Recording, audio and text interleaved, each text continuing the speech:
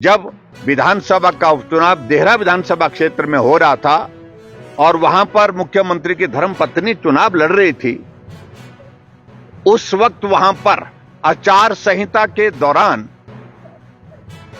66 महिला मंडलों को 50-50 हजार रुपए उनके खाते में डाले गए, जो कि आचार संहिता का उल्लंघन है। ये सीधा सीधा भ्रष्टाचार से जुड़ा हुआ विषय है। वोट खरीदने की बात कांग्रेस वाले के, इससे बड़ा उदाहरण दूसरा कोई हो नहीं सकता है। और मैं यही कहूंगा, इससे बड़ा कोई भ्रष्टाचार का उदाहरण देखने को नहीं मिल सकता है। सर, आज भी आप सदन से बाहर आए हैं नारे लगाते हुए। हिमाचल प्रदेश विधानसभा के इतिहास में ये पहली बार देखने को मिला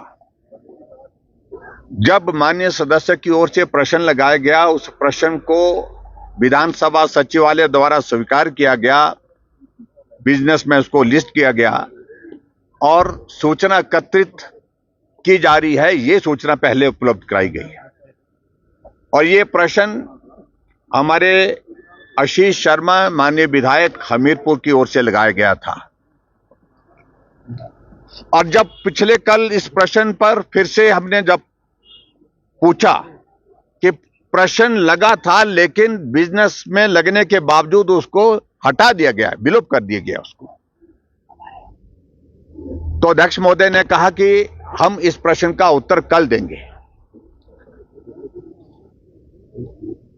जबकि आरटीआई के माध्यम से उसी डिपार्टमेंट ने सूचना पहले ही उस प्रश्न की दे दी है, जिसके संदर्भ में पिछले कल माननीय सदस्य आशीष शर्मा जी और सुधीर शर्मा जी ने प्रेस को भी ब्रीफ किया।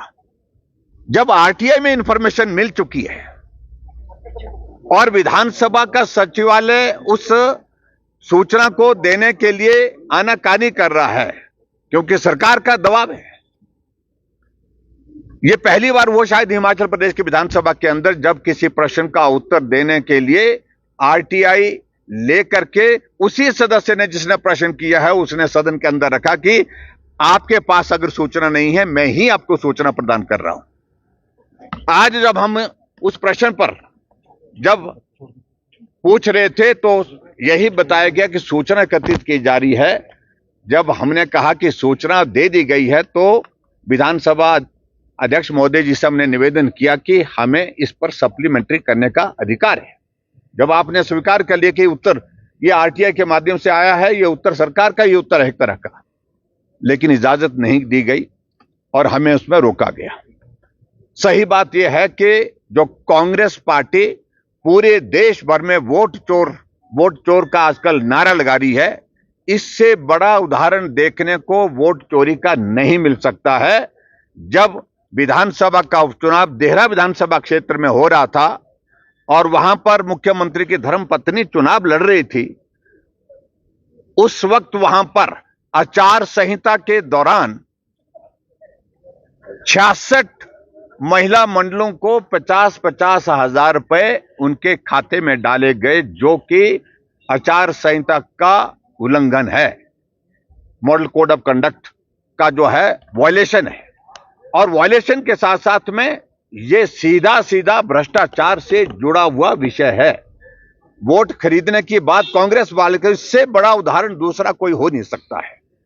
और यही नहीं, इसके अतिरिक्त और भी बहुत सारा पैसा वहां पर दूसरी चीजों के लिए 1000 महिलाओं को 4500 1000 महिलाओं को चुनाव के दिनों में जो है वो 45 3 महीने का जो 1500 रुपए के जिनके जो गारंटी का जिक्र कर रहे, 3 महीने का इकट्ठा डाला गया। किस लिए डाला गया? क्योंकि चुनाव था और चुनाव मुख्यमंत्री की धर्मपत्नी चुनाव लड़ रही थी और इसलिए इस चुनाव को जीतना है, जिस तरह से भी जीता जा सकता है उसके लिए सारे हथकंडे अपनाए गए। आज जब विधानसभा के अंदर इस प्रश्न का उत्तर हमने मांगा तो सरकार की ओर से उत्तर देने के लिए मना किया गया, जबकि आरटीआई में इसकी इंफॉर्मेशन हमारे पास उपलब्ध हो चुकी है, जो कि हाउस में लेकर दी गई है। और मैं यही कहूंगा, इससे बड़ा कोई भ्रष्टाचार का उदाहरण देखने को नहीं मिल सकता है और ये मामला गंभीर है। और चुनाव आचार संहिता का उल्लंघन तो एक विषय है, और उसके साथ साथ में ये कांग्रेस पार्टी की ओर से जिस प्रकार से चुनाव जीतने के लिए जो हथकंडा अपनाया गया, इसका परिणाम देखने को मिला है, क्योंकि चुनाव में मुख्यमंत्री की पत्नी जीत करके आ गई है। तो इसलिए इस सारे विषय को लेकर के आज हमने हाउस में अंदर चर्चा करना चाहा था, लेकिन इजाजत नहीं दी गई।